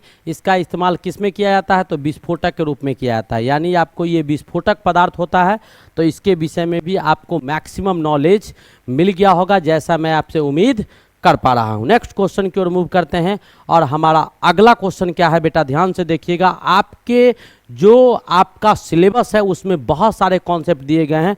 तो मैं अगर क्वेश्चन आता है तो कोशिश ये करता हूं कि आपके सिलेबस के जितने भी कंटेंट हो, वो सारा कंटेंट आपको भली भांति अच्छी तरह से समझा दे। ये हमारी पूर्णतः कोशिश होती है। क्वेश्चन दिखाना तो एक बहाना है, कॉन्सेप्ट और थ्योरी को क्लियर करके जाना है। यही शारदा क्लासेस का पहचान रहा है, ये शुरू से रहा है। जब से आप लोग हमसे जुड़े हैं तब से आपको पता चल रहा होगा कि और भी लोग पढ़ाते हैं तो आंसर लिए टिक टिक टिक टिक टिक टिक टिक हो गया, बात खत्म। क्या हुआ, कैसे हुआ, ये जानना नहीं है बेटा, रट लो। कितना रटे भाई, क्यों रटे, जब रटना ही था तो बुक लेके रट लेते ना। आपसे आप क्यों देखिएगा, हमारे लेक्चर को क्यों देखिएगा, मैं बार बार फोकस करता हूँ, क्यों देखिएगा। जब आपको कुछ नया नहीं मिलेगा, कुछ अच्छा नहीं मिलेगा, आपको बेनिफिट नहीं होगा, तो आप क्यों फोकस करेंगे। चलिए नेक्स्ट क्वेश्चन की ओर बढ़ते हैं। और हमारा अगला क्वेश्चन है, घरेलू गैस सिलेंडर में कौन सा गैस भरा जाता है बेटा, LPG। तो हमारा अगला क्वेश्चन है, अगला क्वेश्चन क्या है कि नेक्स्ट क्वेश्चन देखिएगा, क्या कहता है कि घरेलू गैस सिलेंडर, घर में जो गैस सिलेंडर आप लोग इस्तेमाल करते हैं, घरेलू गैस सिलेंडर में कौन सी गैस भरी जाती है। बेटा हमारी ये कोशिश होती है कि आपको जो भी क्वेश्चंस आपको दिखाया जाए, जितने भी क्वेश्चंस आपके पास दिखाया जाए, उस जिस टॉपिक से क्वेश्चन अगर पूछता है, सारे के सारे टॉपिक को अच्छी से अच्छी तरह से मैं ये कोशिश करता हूँ कि आपको तोड़कर पारदर्शी सारे टॉपिक का एक एक कॉन्सेप्ट आपके बीच में रख दिया जाए। तो जब सिलेंडर और गैस से रिलेटेड आपके टॉपिक को देखा गया, सिलेबस को हमने देखा, तो उसमें बहुत कुछ दिखा हुआ था। तो आपको एक एक चीज़ मैं आपको इसके विषय में आज बताऊंगा। कहता है घरेलू गैस सिलेंडर में कौन सी गैस भरी जाती है। तो बेटा घरेलू गैस सिलेंडर में जो आपका घरेलू गैस सिलेंडर जो आता है वो आपको LPG आता है, लिक्विफाइड पेट्रोलियम गैस। इसमें मुख्य रूप से आपको कौन सा गैस होता है, तो मुख्य रूप से इसमें जो गैस भरा जाएगा, यहाँ पर गलत लिखा हुआ है, मुख्य रूप से जो इसमें गैस भरा जाएगा वो आपको ब्यूटेन गैस भरा जाता है। और ब्यूटेन में थोड़ा सा गैस की मात्रा जो होती है वो आपका किसका होता है, इसमें ब्यूटेन गैस भरा जाता है। और ब्यूटेन में आपको प्रोपेन भी डाला जाता है, ब्यूटेन और प्रोपेन को डाला जाता है। लेकिन बेटा ब्यूटेन और प्रोपेन जो गैस होते हैं वो स्मेललेस गैस होते हैं, ऑडरलेस गैस होते हैं। उसका न कोई स्मेल होता है, न कोई उसका कलरलेस गैस होता है, न उसके कोई खुशबू होती है, न उसका कोई रंग होता है। अब वो आपको कलरलेस गैस होते हैं। तो आपका गैस सिलेंडर जो लीक करता है आपके नाक तक जो पहुंचता है, देखो गैस सिलेंडर लीक कर रहा है, कहीं से निकल रहा है, तो वो आपको कैसे पता चलता है, तो वो पता चलता है उसमें एक और गैस डाला जाता है, इथाइल मरकैप्टाइन गैस डाला जाता है। इथाइल मरकैप्टो को डाल देते हैं, ये हाईली स्मेलिंग पावर का गैस होता है। और इसी का गैस जो लीक करता है गैस, तो आपको इसी का स्मेल सुंघाई देता है, किसका, इथाइल मरकैप्टाइन का आपको गैस सुंघाई देता है। अब इसमें आपको ये पता होगा कि डिफरेंट सॉर्ट्स ऑफ सिलेंडर आते हैं, लाल रंग का, हरा रंग का, भूरा रंग का, सफ़ेद रंग का, नीला रंग का, ये सब जो गैस सिलेंडर आता है तो सब में कौन कौन गैस डाला जाता है और किसका क्या क्या उपयोग होता है, ये भी आपके सिलेबस में पढ़ना था। तो मैंने इसका भी कॉन्सेप्ट आपको पूरी तरह से लेके आए हैं, आप ध्यान से देखिएगा। आपको ये आपका लाल रंग का गैस सिलेंडर होता है एलपीजी, आपको सफ़ेद रंग का गैस सिलेंडर भी आता है। सफ़ेद रंग का जो व्हाइट कलर का होता है, इसमें बेटा ऑक्सीजन गैस भरा जाता है, इसका उपयोग हॉस्पिटल में किया जाता है। काला रंग का भी गैस सिलेंडर आता है, इसमें नाइट्रोजन गैस भरा जाता है और इसका इस्तेमाल आपको क्या किया जाता है, आइसक्रीम बनाने में किया जाता है और टायर में भरने के लिए किया जाता है। टायर में भरने के लिए मुख्य रूप से आपको जो हवाई जहाज़ का टायर होता है, एरोप्लेन के टायर होते हैं, वो सब में आपको नाइट्रोजन गैस ही भरा जाता है। तो ये काला रंग के सिलेंडर में रखा जाता है। भूरा रंग का जो आपका भूरा रंग का सिलेंडर आता है उसमें आपको हीलियम गैस भरा जाता है। और हीलियम गैस को गुब्बारे में, चूंकि हीलियम गैस हल्का होता है तो गुब्बारा जो मेला उला में देखने को मिलता है तो भूरा रंग के गैस सिलेंडर में भरा जाता है। रंग का भी बहुत इंपॉर्टेंस है हमारे देश में, तो भूरा रंग का कहीं गैस सिलेंडर दिखाई दे, इट मीन्स कि उसमें हीलियम गैस है और वो आपको गुब्बारे में भरकर उड़ाने के काम में आता है। नेक्स्ट आपको जो दिया हुआ है वो आपका नीला रंग का है, तो नीला रंग में नाइट्रोजन ऑक्साइड गैस होता है, जो आपके लाफिंग गैस होते हैं, ये हंसाने वाला गैस होता है। आपका ग्रे रंग का सिलेंडर आता है, उसमें आपको कार्बन डाइऑक्साइड गैस होता है और ये व्यावसायिक रूप में आपको कारोबार में इस्तेमाल किया जाता है। तो अलग अलग प्रकार के गैस सिलेंडर जिसमें अलग अलग प्रकार का गैस भरा जाता है और उसके अलग अलग उपयोग होते हैं। तो पहला आपका लाल रंग का हो गया, दूसरा आपका सफ़ेद रंग का हो गया, इसमें ऑक्सीजन गैस था, हॉस्पिटल में इस्तेमाल किया गया। तीसरा आपका काला रंग का हो गया, इसमें नाइट्रोजन गैस का था जो आइसक्रीम बनाने में इस्तेमाल में आता है और टायर में भरने में आता है। चौथा आपका भूरा रंग का हो गया, इसमें हीलियम गैस पाया जाता है और इसका उपयोग गुब्बारे में भरने में किया जाता है। एक आपका नीला रंग का है, इसमें नाइट्रोजन ऑक्साइड गैस पाया जाता है, जो आपका नाइट्रोजन ऑक्साइड गैस जिसको लाफिंग गैस बोलते हैं। और ये आपका ग्रे रंग का होता है जिसमें कार्बन डाइऑक्साइड गैस भरा जाता है, जो व्यवसाय के इस्तेमाल में लाया जाता है। तो ये भी क्वेश्चन आपको उम्मीद है कि अच्छी तरह से समझ में आ गया होगा। हम अगले क्वेश्चन की ओर प्रस्थान करें और हमारा अगला क्वेश्चन क्या है, क्या कहता है कि बेंजीन हेक्साक्लोराइड यानी C6H6Cl का उपयोग होता है। तो C6H6Cl का उपयोग बेटा कीटनाशक के रूप में होता है, जो आपको पॉइजन्स बनाए जाते हैं, आपको जू को मारना हो, छोटे छोटे कीड़े मकोड़े, बैक्टीरिया, वायरस, प्रोटोजोआ, फंगी, ढील, अंडा, ये सब छोटे छोटे चीज़ जो होते हैं जिससे जीव का निर्माण होता है, तो उन सभी को मारने में हम लोग इसका इस्तेमाल कर सकते हैं। किसका, ये आपका पॉइजन होता है C6H6Cl। नेक्स्ट क्वेश्चन की ओर मूव करते हैं और हमारा अगला क्वेश्चन आज का क्या कहता है कि विद्युत में लगी आग बुझाने के लिए किस अग्निशामक का प्रयोग करना उचित होगा। विद्युत में जो आग लग जाएगा यानी बिजली से जो आग लग जाएगी तो उसको उस वैसे आग को बुझाने के लिए किसका उपयोग करेंगे, तो बेटा पानी का नहीं करते हैं। आपको पता होगा पानी में आग क्यों नहीं लगता है। मैं एक क्वेश्चन और बताता हूँ आपको कि पानी में आग क्यों नहीं लगता है। तो आप पानी में आग क्यों नहीं लगता है, केमिस्ट्री का बहुत ज़्यादा इंपॉर्टेंस है।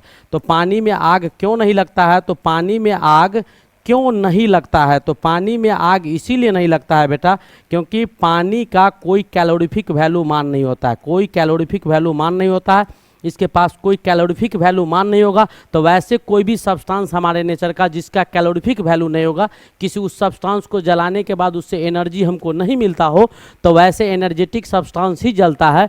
तो अगर उससे एनर्जेटिक सब्सटेंस नहीं होगा, उससे कोई आपको एनर्जी नहीं मिलेगा, तो उस सब्सटेंस में आग नहीं लगता है। तो ये आपका पानी का कहानी था। तो कह रहा है कि विद्युत से जो आग लगेगा, जब विद्युत से आग लगने वाले को आग बुझाने के लिए कैसे अग्निशामक का इस्तेमाल करेंगे, तो वही आपके पास है।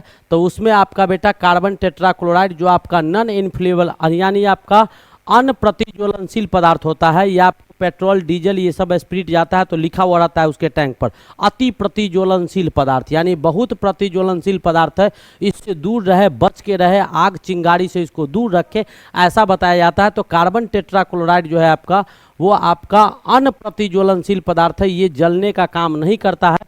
इसको हम लोग पायरीन भी कहते हैं और इसका उपयोग आग बुझाने में किया जाता है। बसा हो गया, मोम हो गया, रेजिन हो गया तथा तेल, ये जितने हैं तो तेल ये सारे के विलायक के रूप में, यानी बसा को मिलाना है तो बसा आपका सॉल्यूट हो जाएगा, बसा आपका विलय हो जाएगा, विलायक आपको क्या हो जाएगा तो विलायक आपका कार्बन टेट्राक्लोराइड हो जाएगा। मोम को मिलाना है तो मोम आपको मिलाना है तो मोम में भी आप इसका इस्तेमाल कर सकते हैं, रेजिन में कर सकते हैं। तेल को मिलाना है तो तेल को आप इसमें मिला सकते हैं, कार्बन टेट्राक्लोराइड में आसानी से मिल जाएगा। तो उस सब में ये विलायक का काम करता है। घर में अगर धब्बा कहीं हो जाता है, कहीं पे दाग होगी, इधर उधर कुछ भी हो गया तो उसको भी साफ करने के लिए इसका इस्तेमाल किया जाता है। औषधि के उत्पादक में यानी दवा बनाने में भी इसका उपयोग किया जाता है। तो कौन सा ऑप्शन हो जाएगा तो हमारे पास ऑप्शन हो जाएगा कार्बन टेट्राक्लोराइड अग्निशामक का काम करता है। ये भी क्वेश्चन आपको समझ में आ गया होगा। नेक्स्ट क्वेश्चन की ओर मूव करते हैं और हमारा अगला क्वेश्चन बहुत सारे प्रोसेस से मैंने बोला था भरा हुआ है ये टॉपिक। तो अगला क्वेश्चन है, कहता है कॉपर्स का परिष्करण किस विधि द्वारा किया जाता है तो विद्युत अपचयन विधि द्वारा किया जाता है। किसके द्वारा तो इलेक्ट्रोलाइटिक रिडक्शन के द्वारा किया जाता है, डिस्टिलेशन के द्वारा, आसवन के द्वारा नहीं किया जाता है, ऊर्ध्वपातन के द्वारा भी नहीं किया जाता है। इसमें होता क्या सब है, कॉपर सल्फेट से यानी कॉपर Cu2S से यानी कॉपर ग्लांस से हम लोग कॉपर को कैसे प्राप्त करते हैं वो कहानी आपके सामने बोर्ड पर अंकित है। तो कॉपर ग्लांस से कॉपर प्राप्त करने के लिए हमको बहुत सारे प्रोसेस से गुजरना पड़ता है। और वो प्रोसेस क्या कहता है बेटा, ध्यान से देखेंगे। पहला तो इसको क्या किया जाता है, कंसंट्रेट करवाते हैं, सांद्रित करवाते हैं। किससे तो फेन उत्प्लावन विधि से। फेन उत्प्लावन विधि जनरली सल्फाइड ओर को क्या कहता है, जो सल्फाइड अयस्क होते हैं उसको सांद्रित करने के लिए, सल्फाइड अयस्क के अशुद्ध कण को हटाने के लिए फेन उत्प्लावन विधि का इस्तेमाल किया जाता है। इसमें होता क्या है तो फ्लोटिंग एजेंट, जो तैरने वाला एजेंट होता है, फ्लोटिंग एजेंट के रूप में आप बाइल जूस का इस्तेमाल कर सकते हैं। ठीक है, फ्लोटिंग एजेंट के रूप में आपको किसका इस्तेमाल कर सकते हैं तो फ्लोटिंग एजेंट के रूप में हम लोग, जैसे आपका तेल होता है, ये जो आपका कोकोनट ऑयल हो गया, ये सब ऑयल है, वैसे ही आपका बाइल का वाइल आता है, उसका इस्तेमाल हम लोग कर सकते हैं। और उसमें क्या करते हैं कि उस तेल को डाल के उसको गर्म करते हैं, गर्म हवा से गुजारते हैं। तो जितने भी सल्फाइड अयस्क होते हैं वो आपका हल्का होता है, वो सल्फाइड अयस्क वहाँ से क्या होता है बाहर निकल जाता है। और उसमें जो अशुद्ध तत्व पाया जाता है वो भारी होता है, वो आपको नीचे बैठ जाता है। वो क्या करता है, नीचे बैठ जाता है। और ऊपर वाला हल्का होता है तो दूसरे में। तो पहले क्या करेंगे, सल्फाइड अयस्क को फेन उत्प्लावन विधि से हम लोग क्या करेंगे तो फेन उत्प्लावन विधि से हम लोग सल्फाइड अयस्क को पहले क्या करते हैं तो फेन उत्प्लावन विधि से हम लोग सल्फाइड अयस्क को पहले सांद्रित करेंगे। पहले क्या करेंगे, सांद्रित करेंगे, ये हमारा पहला काम होगा। ठीक है, दूसरा स्टेप जो हम इसमें लेते हैं, वो दूसरा स्टेप क्या लिया जाता है उसका कहानी जरा देखिए। तो दूसरा स्टेप जो हमारे पास स्टेप आ जाएंगे वो क्या आ जाएंगे, यहाँ पर हम लोग जो तेल इस्तेमाल करेंगे उसको हम लोग पाइन ऑयल बोलते हैं। पाइन ऑयल फ्लोटिंग एजेंट के रूप में इस्तेमाल किया जाता है, पाइन ऑयल। ठीक है, अब उसके बाद हम लोग रोस्टिंग विधि से गुजारेंगे। तो रोस्टिंग विधि में क्या होगा तो रोस्टिंग विधि में उसी सब्सटेंस को, जो कॉपर ग्लांस यानी कॉपर का जो ओर हम लिए हैं जिससे हमको कॉपर प्राप्त करना है, उसको क्या करेंगे, उसके मेल्टिंग पॉइंट के नीचे, उसका जो पिघलन बिंदु होगा उसके नीचे हवा के अनुपस्थिति में, हवा के उपस्थिति में हम क्या करेंगे, गर्म करेंगे। तो उसका ऑक्साइड बन जाएगा। उसका क्या बन जाएगा, ऑक्साइड बन जाएगा। वहाँ से कार्बन डाइऑक्साइड आपको बाहर निकल जाएगा। तो दूसरा रोस्टिंग से गुजारेंगे। तीसरा हम लोग अवकरण करवाएंगे, रिडक्शन करवा देंगे। कैसे कैसे होगा तो CO2S का 3O2 के साथ रिएक्शन करवाएंगे तो कॉपर ऑक्साइड मिल जाएगा, SO2 बन जाएगा। फिर कॉपर सल्फेट, तो ये बेटा पार्शियल रोस्टिंग करवाएंगे, यानी पूर्ण रूपेण जारित नहीं करवाएंगे, आपको पार्शियल, आधा को कुछ को रोस्टिंग करवा देंगे और कुछ भाग आपका बचा हुआ रहेगा। तो पूरा कॉपर ग्लांस को नहीं करवाए हैं, कुछ भाग यहाँ पर CO2S हम बचा के रखे हुए हैं। और यहाँ से जो बना है CO2S और इसका कुछ भाग बचा हुआ है यहाँ बन गया। दोनों को फिर आपस में मिलाएंगे तो कॉपर मिलेगा और सल्फर डाइऑक्साइड बाहर मिल जाएगा। और ये जो कॉपर मिलेगा आपको, ये आपको इम्प्योर कॉपर मिलेगा। कैसा कॉपर मिलेगा तो अशुद्ध कॉपर आप इस तरह प्राप्त कर लेते हैं। और इस अशुद्ध कॉपर को हम लोग क्या करेंगे, शुद्ध करने के लिए इलेक्ट्रोलाइसिस करवा देंगे, वैद्युतीकरण की क्रिया करवाएंगे और अशुद्ध कॉपर किस में बदल जाएगा, शुद्ध कॉपर में बदल जाएगा। और इसके दौरान जो इम्प्योरिटीज सब पाए जाते हैं रोस्टिंग में, तो कौन सा प्रोसेस लगाते हैं वो भी हम बताए हैं कि CuFeS2 जो है उसको O2 के साथ मिलाते हैं तो CO2S बनता है, FeS बनता है और SO2 बन जाता है। और यहाँ पर CO2S O2 के साथ मिलेगा तो CO2S बनेगा और SO2 गैस बाहर निकलेगा, जैसा कि वहाँ भी दिखा है। FeS O2 के साथ मिलेगा तो FeO और SO2 मिलेगा। और यहाँ पर आपका सिलिका के साथ FeO जो होता है वो सिलिका के साथ मिलकर FeSiO2, सिलिका जो स्लैग के फॉर्म में इम्प्योरिटी जो होते हैं ये यहाँ से बाहर निकल जाते हैं। आपको क्या मिल जाता है? तो कॉपर मिल जाता है। तो इतने प्रोसेस से आपको गुजरना पड़ता है। तो पहला, चूंकि कॉपर ग्लांस जो आपका दिया हुआ है वो सल्फाइड ऐश है, तो सल्फाइड ऐश को पहले सांद्रित करवाएंगे, यानी उससे इम्प्योरिटीज को बाहर करेंगे। किस विधि के द्वारा? तो फेन उत्प्लावन विधि, फ्लोटेशन प्रोसेस के द्वारा बाहर करेंगे। दूसरा, हम उसको रोस्टिंग प्रोसेस से गुजारेंगे, जिसमें मेल्टिंग पॉइंट के नीचे हम गर्म करेंगे हवा के उपस्थिति में, तो वहाँ से उस मेटल का ऑक्साइड मिलेगा। तीसरा, अवकरण करवाएंगे और चौथा, इम्प्योर जब मिल जाएगा तो उसका शुद्धिकरण करवाएंगे। और जो प्रोसेस होंगे इसमें ओवरऑल केमिकल रिएक्शन इसका इस्तेमाल करेंगे। नेक्स्ट प्रोसेस, अगले क्वेश्चन की ओर मूव करते हैं। हमारा अगला क्वेश्चन क्या कहता है? आगे बढ़े। हमारा अगला क्वेश्चन क्या कहता है? कहता है कि इस्पात में कार्बन की मात्रा होती है। इस्पात में कार्बन की मात्रा होती है। तो बेटा इस्पात जो होता है वो 3 तरह का होता है। इस्पात यानी स्टील, इस्पात यानी क्या? स्टील, जो आयरन का फॉर्म होता है। किसका फॉर्म होता है? लोहा से ही स्टील का फॉर्मेशन होता है। तो पहले लोहा का सामान बन के आता था, अब स्टील का सामान। एक तो मजबूत होता है, दूसरा आपको हल्का होता है, तीसरा वो जंग रोधक होता है, रेसिस्टेंस यानी बहुत ज़्यादा रेसिस्टिविटी होती है, लॉन्ग लाइफ होता है। नहीं, तो ये सब चीज़ के कारण स्टील का प्रयोग करते हैं। तो इसमें आपको 3 तरह के स्टील होते हैं। एक लो कार्बन स्टील होता है, जिसमें कार्बन की संख्या कम होती है, उसमें आपको कितना 0.3% कार्बन पाया जाता है, इतना परसेंट आपको कार्बन पाया जाएगा लो स्टील में। एक आपका मिडिल कार्बन स्टील होता है, जिसमें कार्बन का संख्या आपको 0.3 से 0.6% के बीच कार्बन पाए जाते हैं। और एक आपको हाई कार्बन स्टील होता है, जिसमें कार्बन की उपस्थिति 0.6% होता है। तो कहता है ढलवा लोहा से कम परंतु पिटवा लोहा, बिल्कुल ढलवा लोहा से कम लेकिन पिटवा लोहा से ज़्यादा आपको मात्रा किसका होता है? तो वो आपको इस्पात में कार्बन की मात्रा होता है। समझ में आ गया? Next question. और उससे लोहा का कहानी, ढलवा लोहा, पिटवा लोहा, जितना ही ये सब हम आपको पढ़ा चुके हैं कि लोहा का 3-4 फॉर्म होता है और तीनों चारों फॉर्म के विषय में एक एक करके आपको ऑलरेडी पहले बताया जा चुका है। नेक्स्ट क्वेश्चन की ओर मूव करते हैं। और हमारा आज का अगला क्वेश्चन क्या कहता है? धातुओं, क्या कहता है कि धातुओं के सक्रियता माला में प्रत्येक धातु उन धातुओं के लवणों के विलयनों से संबंधित धातु को विस्थापित कर देता है। तो बेटा आपको इसके लिए एक आता है इलेक्ट्रोकेमिकल सीरीज। आप ध्यान से देखिएगा, आप बचपन से पढ़ते आगे होंगे, 7th क्लास से आया होगा। इलेक्ट्रोकेमिकल सीरीज होता है, ठीक है। इलेक्ट्रोकेमिकल एक सीरीज होता है, आपको शायद ध्यान में होगा या नहीं होगा, हम नहीं जानते हैं। इसको हम लोग वैद्युत रासायनिक श्रृंखला भी बोलते हैं। वैद्युत रासायनिक श्रृंखला कहा जाता है। ये वैद्युत रासायनिक क्या है? श्रृंखला है। इस वैद्युत रासायनिक श्रृंखला में जो तत्व आपको ऊपर पाया जाता है वो ज़्यादा रिएक्टिव होता है, और जो तत्व नीचे पाया जाता है वो आपको कम रिएक्टिव होता है। इसमें आपको जो इलेक्ट्रोकेमिकल सीरीज है, इसमें जो ऊपर पाए जाते हैं जैसे लिथियम, पोटेशियम, बेरियम, आपको हम कुछ बताते हैं। जैसे आपका लिथियम हो गया, उसके बाद लिथियम के बाद आपका क्या है? लिथियम हो गया, पोटेशियम हो गया, पोटेशियम हो गया, बेरियम हो गया, ठीक है। ऐसे करके आगे बढ़ेंगे। बेरियम हो गया SrCa। तो ऐसे करके आपको बहुत सारे धातु का एक सीरीज होता है, Ca, Na, MgAl,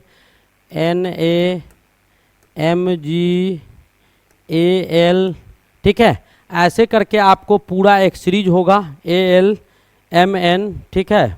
उसके बाद आपका लिख सकते हैं हम लोग Mn, ठीक है। Mn के बाद जो आपका होगा वो आपका Zn होगा, ZnCrFe,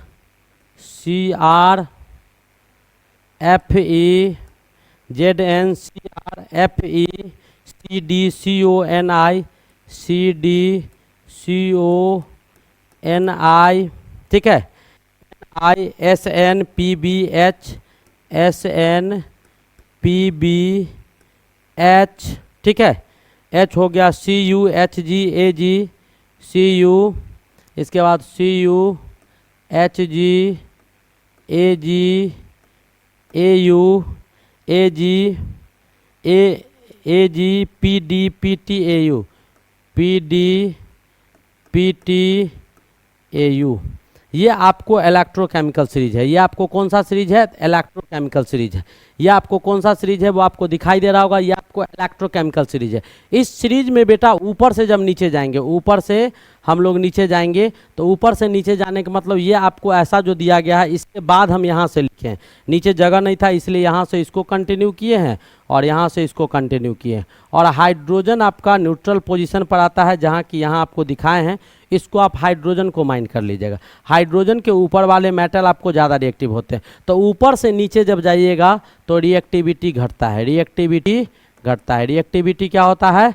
घटता है। ऊपर से नीचे जाने पर रिएक्टिविटी आपका घटता है। ऊपर से नीचे जाएगा तो ज़्यादा रिएक्टिव। तो जैसे मैं आपको कुछ एग्जाम्पल दे दूँ, जैसे हम आपको एग्जाम्पल देते हैं कि आपको कॉपर सल्फेट दिया हुआ है, ठीक है।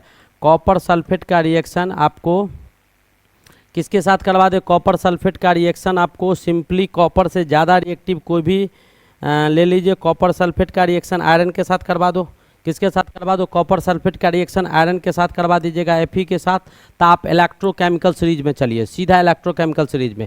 तो कॉपर कहाँ है बेटा? तो H के नीचे आपका कॉपर है। तो कॉपर से ज़्यादा रिएक्टिव आयरन है, कॉपर से ऊपर पाया गया है।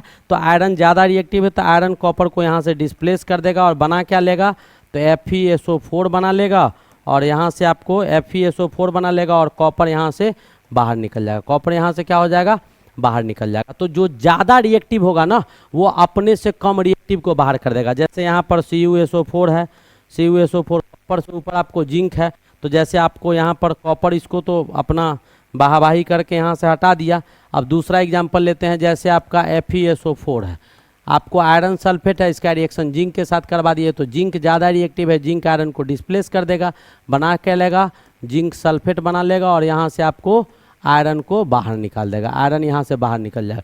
तो वही पूछ रहा था धातुओं के सक्रियता माला में। तो ये आपका सक्रियता माला है, एक आपको श्रृंखला दिया गया है जैसा कि मैं आपको बता रहा हूँ। तो कौन विस्थापित करेगा? तो उनके बाद आने वाले। क्या कहता है? कि उनके बाद आने वाले, यानी आपको जो आपका जैसे पोटेशियम के बाद बेरियम आया तो पोटेशियम बेरियम को हटा देगा। बेरियम के बाद आपका स्ट्रोंशियम आया, इसको बाहर कर देगा। स्ट्रोंशियम के बाद आपका कैल्शियम है तो कैल्शियम को ये बाहर कर देगा। कैल्शियम के बाद आपका सोडियम है तो सोडियम को बाहर कर देगा। ठीक है, आ गया समझ में?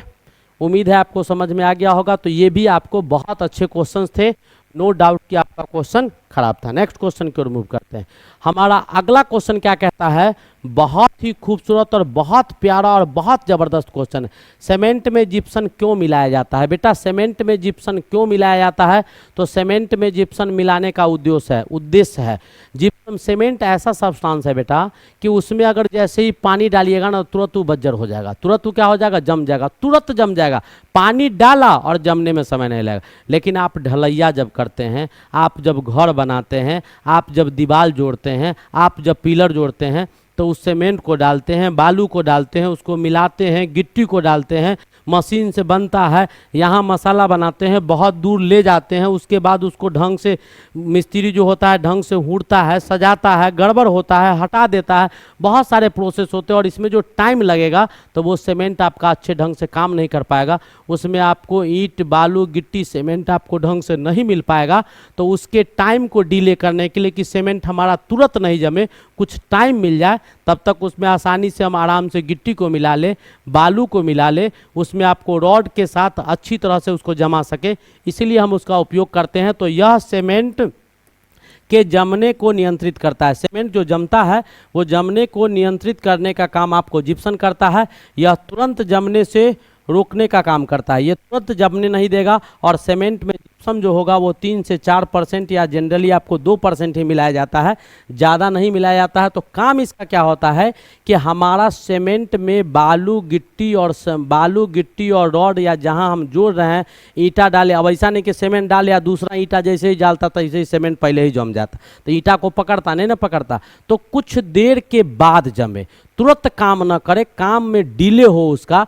कोई भी काम करता है तो फास्ट होने के लिए करता है, यहाँ डाला जाता है डिले होने के लिए। मनुष्य स्वार्थी होता है, अपने स्वार्थ के अनुकूल यूज करता है। तो यहाँ हम लोग क्या करते हैं कि जल्दी सीमेंट नहीं जमे, उसके जमने में कुछ समय लगे, तब तक आसानी से उसमें बालू गिट्टी ये सब को हम मिला सके, इसीलिए सीमेंट में किसको मिला दिया जाता है? जिप्सम को मिला दिया जाता है। तो क्या कहता है कि सीमेंट के जिप्सम में विलंब होने के लिए, यानी कुछ देर के बाद सीमेंट मिले, सीमेंट आपको जमे, इसीलिए ऐसा किया जाता है। समझ में आ गया?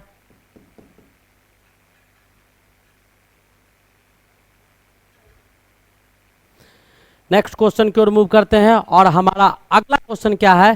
कहता है कि धूप के चश्मे में प्रयुक्त होने वाले कांच बनाने में कौन सा पदार्थ मिलाया जाता है? धूप में बेटा जब चलते हैं तो उसमें जो चश्मा लगा के चलते हैं, तो आपको याद होगा कि जनरली धूप में जब आदमी चलता है, आंख का ऑपरेशन होता है तो काला चश्मा लिख देता है या फोटोक्रोमिक चश्मा लिख देता है, उसमें अलग अलग कलर होते हैं। रिबॉन चश्मा आता है, नहीं, बड़ा महंगा आता है। का है कि उस पर आपका गोल्ड का सॉल चढ़ा हुआ रहता है, यानी गोल्ड का सॉल्यूशन अभी बताए ना, कोलाइडल सॉल्यूशन। उसमें एक बर्फ़ का टब ले लेते हैं, जिसको ब्रेडिक्स आर्क मेथड भी कहा जाता है। एक बर्फ टब ले लेते हैं, उसमें बर्फ़ डाल देते हैं, उसमें एक और टब ले लेते हैं, उसमें पानी डाल देते हैं, उसमें सोना को डाल देते हैं और इलेक्ट्रिसिटी से गर्म करते हैं, और गर्म होता है, तुरंत ठंडा होता है तो सोना बाहर निकल जाता है, और उसका परत उस पर क्या किया जाता है? चढ़ा दिया जाता है। तो कहता है कि आप धूप में चश्मे का जो प्रयोग करते हैं तो उस कांच में किस पदार्थ को मिला देते हैं? तो बेटा कांच में जो मिलाया जाता है वो आपको सेरियम ऑक्साइड्स को मिला दिया जाता है। किसको मिला दिया जाता है? सेरियम ऑक्साइड्स को मिला दिया जाता है। सेरियम ऑक्साइड्स को क्यों मिलाया जाता है? तो ये सेरियम ऑक्साइड सूर्य से निकलने वाली पाराबैंगनिक विकिरणें जो होती हैं उसको अवशोषित कर लेता है। सूर्य से जो लाइट निकलता है उसमें 7 गो कलर होता है, वो आप प्रिज्म से गुजार कर मैंने आपको सिखा दिया कि विग्योर गुजरता है, वायलेट, इंडिगो, ग्रीन, नहीं ग्रीन हो गया, ऑरेंज हो गया, रेड हो गया, नहीं, ये सारे 7 कलर जो आपको निकलते हैं, उसमें जो पाराबैंगनी कलर होता है वो पाराबैंगनी कलर को क्या करता है? ये एब्जॉर्ब कर लेता है। लेकिन आपके ऑप्शन में ये नहीं था, तो आपके ऑप्शन में आपको क्या दिया है? तो फेरिक ऑक्साइड। हमने समझ में आया कि फेरिक ऑक्साइड, तो फेरिक ऑक्साइड क्या होता है? हरे से काले रंग का पाउडर होता है।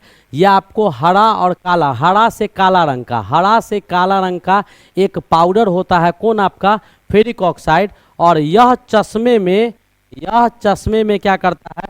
रंग द्रव के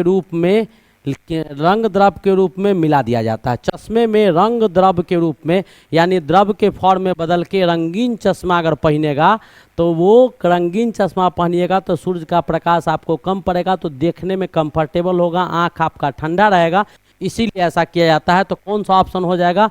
तो फेरस ऑक्साइड्स हो जाएगा।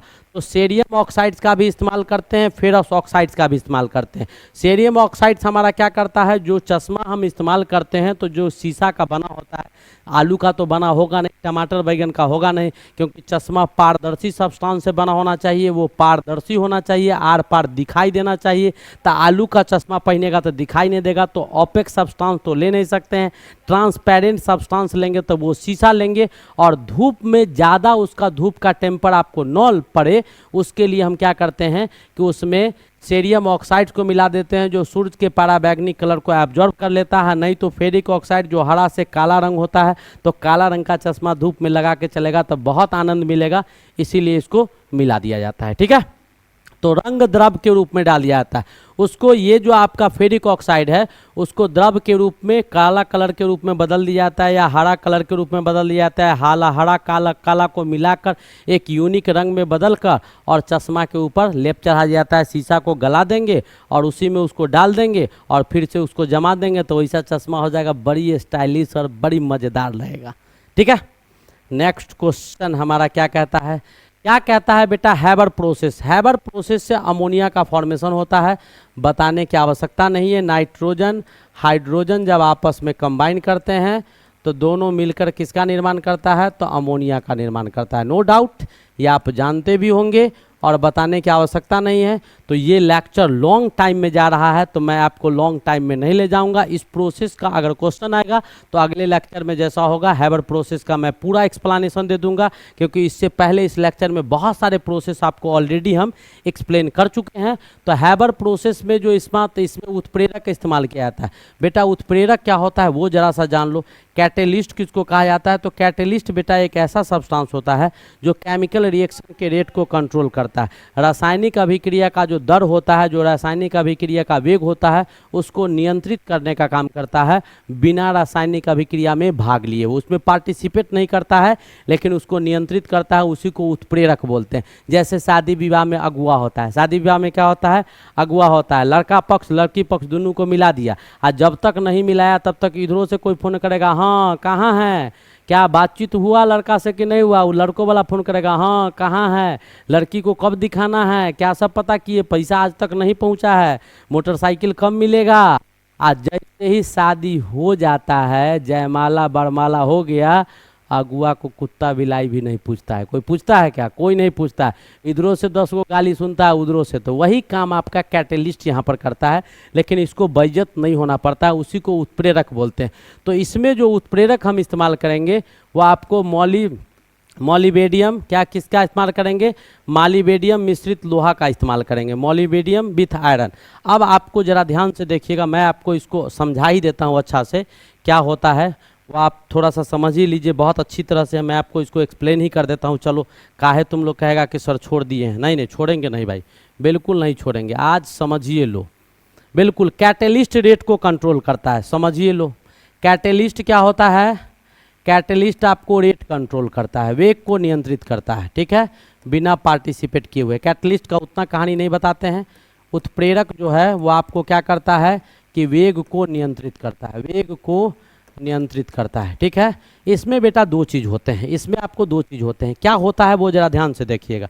इसमें क्या होता है कि जब नाइट्रोजन और हाइड्रोजन का रिएक्शन करवाइएगा तो आपको क्या मिलेगा? तो अमोनिया मिलेगा, 2NH3 का फॉर्मेशन होगा। ध्यान से देखिएगा, एकदम ध्यान से देखो। आज ऐसा समझा देंगे कि तुम लोग आजीवन लाइफ में कभी भूलेगा नहीं, ठीक है। ये आपका पहला रिएक्शन हो गया, और इसका रेट मान लेते हैं R1 ले लिए। इसका रेट क्या है? R1 ले लिए। कोई दिक्कत? यहाँ तक कोई दिक्कत नहीं है। अब फिर इस रिएक्शन को लिखिए, N2 का अभिक्रिया 3H2 के साथ करवा दिए और यहाँ पर Fe ले लिए, ठीक है। तो बना क्या? 2NH3 बन गया, और इसका रेट हम मान लेते हैं कि R2 है, ठीक है। फिर आपका रिएक्शन लीजिए, N2 का रिएक्शन 3H2 के साथ करवा दिए और यहाँ पर मॉलिबेडियम ले लिए, और ये आपका 2NH3 का फॉर्मेशन किया, और इसका रेट हम मान लेते हैं कि R3 ले लेते हैं। फिर उसके बाद N2 का रिएक्शन हम लोग 3H2 के साथ करवा दिए, और यहाँ पर FeMO दोनों को ले लिए, और इससे बना क्या? तो वही कहानी बन रहा है ये। इसका रेट हम लोग R4 ले लिए। कोई दिक्कत? अब इसके बाद यहाँ पर एक और चीज़, अब आप देखिएगा, N2 का रिएक्शन जो है H2 के साथ करवा दिए, और यहाँ पर हम लोग H2S को ले लिए। किसको ले लिए? H2S को ले लिए, और बना क्या? तो 2NH3 बना, और यहाँ पर इसका रेट हम लोग R5 ले लिए, ठीक है। R4 R5 हो गया। N2 का रिएक्शन हम लोग H2 के साथ करवा दिए, और यहाँ पर क्या ले लिए? तो यहाँ पर हम लोग जो लेंगे वो आपको क्या लेंगे, ज़रा सा वो आपको कहानी समझा देते हैं। तो यहाँ पर जो हम लेने का काम करेंगे तो वो आपको Fe या प्लस H2S को ले लेंगे, और 2NH3 का निर्माण करेंगे, और इसका जो रेट आया वो आपको हम मान लिए R6 मान लिए। चलिए, यही कहानी था आपका। और ये कहानी पूर्ण रूपेण आप लोग क्यों कहते कि सर छोड़ दिए हैं, तो हमने छोड़ने का काम नहीं किया, हमने पूरा ख़त्म करने का काम किया। अब मैं आपको इसको अच्छी तरह से समझाने में सफल हो पाऊंगा। अब देखिए, सारा रिएक्शन बेटा सेम है, सब में नाइट्रोजन हाइड्रोजन मिलके क्या बना रहा है? अमोनिया का फॉर्मेशन कर रहा है। ध्यान से देखिएगा, पहला रिएक्शन जो आपका लिखा गया है नंबर 1 जो R1 है, R1 में कैटेलिस्ट नहीं लिया गया है। R2 में आपका Fe जो लिया गया है ये आपको उत्प्रेरक है, ये आपको क्या है? उत्प्रेरक है, ठीक है। यह आपका मॉलिबेडियम जो है ये आपका प्रोमोटर है। ये क्या है? प्रोमोटर है, जो प्रोमोट करने का काम करता है। इसमें दोनों चीज़ ले लिया गया है। और ये जो है आपका वो आपको पॉइजन है। ये आपको क्या है? पॉइजन है, या डीएक्टिवेटर्स है, या इसी को हम लोग विष भी बोलते हैं। क्या बोलते हैं? विष बोलते हैं। ये आपको विष है और आपको इसमें विष लिया गया। तो सबसे ज़्यादा तेज रिएक्शन कौन होगा? तो देखिए कैटेलिस्ट तो रिएक्शन के रेट को बढ़ाएगा, लेकिन कैटेलिस्ट के साथ जो आपका प्रोमोटर लिया गया है वो और उसको बढ़ा देगा स्पीड को। तो सबसे तेज रिएक्शन किसका होगा? तो R4 का रिएक्शन सबसे ज़्यादा तेज होगा। का है कि इसमें कैटेलिस्ट उत्प्रेरक भी है और आपका प्रोमोटर भी है। ठीक है, ये दो चीज़ है। उसके बाद कौन सा रिएक्शन होगा? तो Fe वाला होगा। उससे कम रेट से कौन अभिक्रिया होगा? तो R2 होगा। उससे